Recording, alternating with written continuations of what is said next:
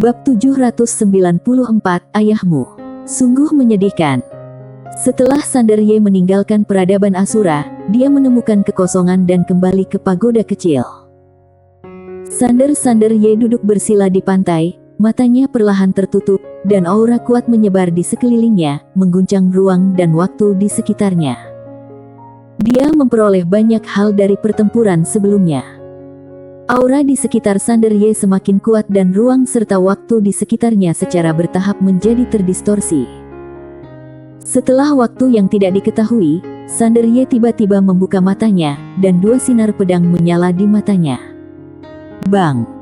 Aura menakutkan keluar dari tubuh Sander Ye seketika, ruang serta waktu di sekitarnya langsung terdistorsi dan berubah bentuk. Tingkat keilahian yang ketiga. Sander Ye menarik napas dalam-dalam, lalu berkata dengan penuh semangat, "Tuan Pagoda, aku telah meningkat." Pagoda kecil berkata, "Selamat." Sander Ye berkata dengan lembut, "Sepertinya pedang King Xuan benar-benar perlu digunakan dengan hemat." Dalam keadaan normal, dia menggunakan pedang King Xuan untuk membunuh secara instan, dan pembunuhan instan semacam ini, selain untuk pamer, tidak membantu kultivasinya sama sekali. Dan setiap pertarungan hidup dan mati bisa memberinya keuntungan baru. Pertarungan antara hidup dan mati dapat merangsang potensi seseorang dengan baik. Kali ini, pertarungan dengan master yang berada di keilahian 100% membuatnya mengetahui tingkat kekuatan tempurnya saat ini. Di bawah pemuka jalan sendiri, kalaupun dia bukan tidak terkalahkan, setidaknya pasti akan sedikit lawan. Dan sekarang, dia ingin melawan master yang menciptakan satu jalan, terutama master yang menciptakan satu jalan tanpa kelembapan. Karena pada pertarungan sebelumnya, dia belum mencapai batas kemampuannya. Garis keturunan tidak digunakan, jadi tentu saja belum mencapai batasnya. Sander Ye tiba-tiba tertawa dan berkata, "Tuan Pagoda, aku ingin dipukuli." Pagoda kecil berkata, "Ayahmu pernah menjadi sombong sepertimu di masa lalu. Tahukah kamu apa akibatnya?" Sander Ye sedikit penasaran, "Bagaimana?" Pagoda kecil berkata, "Dia sangat menyedihkan." Sander Ye. Pagoda kecil menambahkan, "Setelah kekuatan seseorang meningkat, tidak dapat dihindari bahwa dia akan sombong. Ini seperti menjadi kaya secara tiba-tiba di dunia sekuler, seseorang akan sombong. Ini sangat bahaya karena setelah sombong, orang tidak mengenali diri sendiri dengan jelas, dia akan menjadi semakin sombong dan berpuas diri. Orang yang berpuas diri tidak dapat berkembang." Setelah mengatakan ini, dia berhenti sejenak dan kemudian berkata, "Jangan salahkan Tuan Pagoda karena terlalu banyak bicara. Tuan Pagoda berharap kamu menjadi lebih baik lagi, karena ayah dan kakekmu hanya keren 3 hari setelah setiap kali meningkat, terutama ayahmu, dia sangat menyedihkan." Sander Ye tersenyum dan berkata, "Bagaimana bisa? Aku mengerti maksud Tuan Pagoda. Jangan khawatir Tuan Pagoda, aku akan menjaga hatiku tetap normal. Bagaimanapun, tujuan aku adalah bintang dan laut, bukan kunang-kunang di depanku." Pagoda kecil berkata, "Di bawah bimbingan aku, kamu menjadi lebih baik dan lebih baik lagi." Sander Ye. Setelah saling memuji dengan Tuan Pagoda, Sander Ye sampai di Lautan Awan. Jauh di dalam Lautan Awan, Maya Ao sedang berlatih dalam pengasingan. Sekarang Maya Ao sedang menerobos menuju keilahian. Maya Ao memberitahunya sebelumnya bahwa semakin tinggi klan naga, semakin sulit untuk berlatih. Tentu saja, kalau dia bisa meningkat, kekuatan tempurnya akan jauh lebih tinggi dari level yang sama. Keahlian tempur Maya Ao adalah salah satu dari sedikit orang seusianya yang bisa mengimbanginya. Sander Ye berkata dengan lembut, "Aku tidak tahu bagaimana keadaan Kak Rizal Ye sekarang." Pagoda kecil berkata, "Dia telah diajari oleh Master Penatao, jadi dia tidak akan buruk." Sander Ye tersenyum dan berkata, "Ya." Tanpa mengganggu Maya Ao, Sander Ye menemui Yinia lagi. Yinia masih mempelajari ruang dan waktu khusus di pagoda. Area ruang dan waktu di mana dia menghilang dan muncul, terkadang berubah menjadi pecahan yang tak terhitung jumlahnya. Ketika waktu dan ruang berubah menjadi pecahan yang tak terhitung jumlahnya, Yinia berubah menjadi pecahan yang tak terhitung jumlahnya.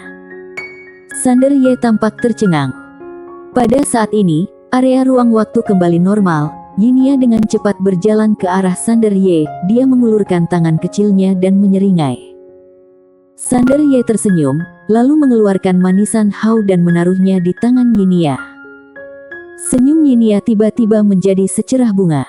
Dia dengan lembut membuka bungkus permen dan mulai menjilatnya. Sander Ye awalnya ingin meminta nasihat Yinia tentang seni waktu, tapi setelah memikirkannya, dia memutuskan untuk tidak melakukannya. Dia sedikit takut terpukul. Terakhir kali Yinia berkata untuk mengubah otaknya, itu sangat menyakitinya. Pada saat ini, Yinia tiba-tiba menarik Sander Ye untuk duduk. Dia mengeluarkan buku catatan hitam kecil, lalu membuka buku catatan hitam kecil yang berisi segala macam simbol aneh. Sander Ye menyaksikan dengan kebingungan. Pada saat ini, Yinia mengeluarkan pena, menunjuk serangkaian simbol, dan berkata perlahan, asumsikan waktu sama dengan T, ruang sama dengan V, dan materi sama dengan M. Dalam suatu ruang, materi menempati suatu ruang tertentu, jadi kalau kita ingin mengontrol waktu, kita harus mengurangkan materi, yaitu V dikurangi M, dan dalam waktu selain ada materi, ada juga gaya waktu.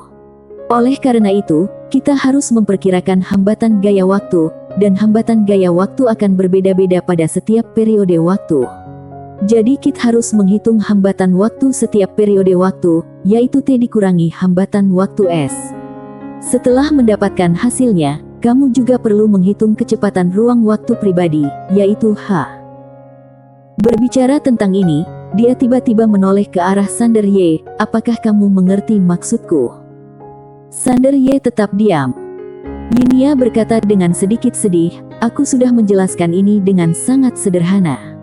Kalau lebih sederhana lagi, itu akan sangat menyulitkan. Sander Ye berpikir sejenak dan kemudian berkata, sebenarnya, aku mungkin mengerti sedikit. Yinian tiba-tiba tersenyum dan berkata, baiklah, izinkan aku terus memberi tahu kamu.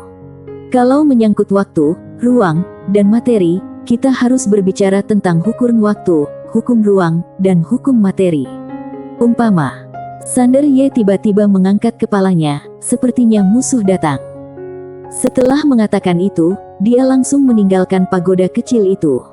Yinian, di luar menara. Sander Ye berkata dengan suara yang serius, Tuan Pagoda, apakah dia dari alam semesta beradab tingkat 4? Pagoda kecil berkata, apakah kamu tidak mengerti apa yang dia katakan? Wajah Sander Ye penuh garis hitam, apakah kamu mengerti? Pagoda kecil berkata, aku mengerti arti besarnya. Sander Ye terkejut sesaat, lalu bertanya dengan cepat, apa yang dia bicarakan? Pagoda kecil berkata, dia ingin memberitahumu bagaimana menggunakan waktu. Sander Ye bertanya, lalu bagaimana? Pagoda kecil berkata, tidak ada lagi. Sial. Wajah Sander Ye tiba-tiba menjadi gelap. Pada saat ini, ruang dan waktu di belakang Sander Ye tiba-tiba sedikit bergetar, dan setelah beberapa saat, seorang lelaki tua berpakaian hitam perlahan keluar. 100% keilahian. Sander Ye memandang lelaki tua berbaju hitam itu dan berkata, peradaban Asura. Orang tua berbaju hitam itu menatap Sander Ye, aku mendengar bahwa kamu memiliki warisan peradaban kosmik tingkat keempat. Apakah itu benar? Sander Ye sedikit mengernyit, kamu bukan dari peradaban Asura. Tubuh lelaki tua berbaju hitam tiba-tiba menjadi ilusi. Dalam sekejap, pilar batu gelap yang tak terhitung jumlahnya muncul langsung di ruang dan waktu di sekitar Sander Ye. Dalam sekejap, Sander Ye terjebak oleh pilar batu gelap ini guntur dan kilat hitam muncul dari tubuhnya. Pilar batu gelap itu melonjak, dan dalam sekejap, Sander Ye diliputi oleh petir. Terjadi keheningan sejenak. Weng. Suara pedang tiba-tiba bergema dari langit dan bumi, kemudian cahaya pedang menembus guntur dan langsung menebas lelaki tua berbaju hitam itu. Pria tua berbaju hitam itu menyipitkan matanya, melambaikan lengan bajunya, dan cahaya hitam mengenai pedang. Bang! Saat suara ledakan bergema, kedua pria itu mundur pada saat bersamaan. Sander Ye adalah orang pertama yang berhenti. Dia melihat pria tua berpakaian hitam di kejauhan. Dia bergetar dan melompat ke udara. sebuah lubang besar terbelah antara langit dan bumi. Pada saat ini, lelaki tua berbaju hitam juga memiliki pandangan serius di matanya. Dia awalnya mengira bahwa pemuda di depannya hanya berada pada tingkat keilahian ketiga dan dapat dengan mudah ditangani. Dia menyadari bahwa dia terlalu meremehkan kekuatan kultivator pedang muda ini. Tidak berani gegabah, lelaki tua berbaju hitam itu tiba-tiba mengambil langkah ke depan, tubuhnya gemetar, dan dia meninju dengan tangan kanannya. Dalam sekejap, kilatan hitam yang tak terhitung jumlahnya melesat ke langit. Keduanya bertarung lagi. Bang! Cahaya pedang dan guntur yang tak terhitung jumlahnya meledak, gelombang kejut energi langsung menghancurkan dunia menjadi ketiadaan. Begitu lelaki tua berbaju hitam itu berhenti, tiba-tiba, pedang Yi muncul di depannya tanpa peringatan apapun. Pedang itu muncul dengan begitu aneh sehingga lelaki tua berbaju hitam itu berubah wajahnya. Untungnya, dia bereaksi dengan sangat cepat. Saat pedang itu muncul, perisai petir hitam menghalanginya. Bang! Perisai terkena pedang dan terbelah seketika. Detik berikutnya, pedang lain datang untuk membunuhnya. Tidak hanya itu, pedang Yi yang tak terhitung jumlahnya muncul di sekitar lelaki tua berbaju hitam pada saat yang bersamaan. Pedang Yi ini muncul tanpa peringatan apapun. Orang tua berbaju hitam itu merasa ngeri, tangannya mengepal erat, dan sambaran petir terus keluar dari tubuhnya. Untuk sesaat, guntur bergemuruh di seluruh langit dan bumi, memekakkan telinga. Gemuruh. Sinar guntur dan sinar pedang yang tak terhitung jumlahnya terus pecah, dan kemudian berubah menjadi energi menakutkan yang bergetar di sekitar. Angkasa, langit dan bumi berantakan. Pria tua berbaju hitam itu mundur puluhan ribu kaki sebelum dia berhenti. Begitu dia berhenti, seluruh tubuhnya tiba-tiba terbelah, dan darah yang tak terhitung jumlahnya perlahan mengalir keluar. Di kejauhan, Sander Ye berdiri dengan pedang di tangannya, semangat juangnya luar biasa. Saat Sander Ye hendak menghunus pedangnya lagi, lelaki tua berbaju hitam itu tiba-tiba berkata dengan mendesak, "Tunggu." Sander Ye sedikit terkejut. Dia menatap lelaki tua berpakaian hitam itu dan sedikit mengernyit, "Apa?" Pria tua berbaju hitam itu menatap Sander Ye, wajahnya sangat jelek. "Apakah kamu benar-benar hanya berada pada tingkat keilahian ketiga?" Sander Ye tersenyum dan berkata, "Apakah mungkin palsu?" Orang tua berbaju hitam itu ragu-ragu sejenak, lalu berkata, "Belum lama ini, sumber sinyal misterius tiba-tiba menyebar di alam semesta. Isinya adalah kamu memiliki warisan alam semesta peradaban tingkat keempat. Tidak hanya itu, sumber sinyal misterius juga berisi informasi real-time posisi terbarumu." Sander Ye mengerutkan kening, "Siapa yang melakukannya?" Pria tua berbaju hitam itu menggelengkan kepalanya, "Aku tidak tahu." Wajah Sander Ye menjadi gelap. Alam semesta peradaban Asura. Sander Ye bertanya lagi, "Kapan itu dimulai?" Orang tua berbaju hitam berkata, "Lebih dari 10 hari yang lalu." Mata Sander Ye sedikit menyipit. Saat itulah dia memasuki peradaban Asura, berarti ada orang lain yang mengincarnya. Peradaban Junlin. Atau alam semesta tempat pria berpisau itu berada. Itu mungkin. Pria tua berbaju hitam itu tiba-tiba mengepalkan tinjunya dan berkata dengan serius, "Aku tidak tahu kamu begitu kuat, jadi aku sangat menyinggung perasaanmu. Maafkan aku." Setelah mengatakan itu, dia berinisiatif melepas cincin penyimpanannya dan meletakkannya di hadapan Sander Ye, lalu berbalik dan lari. Aturan dunia persilatan, pantang membunuh orang yang menyerah.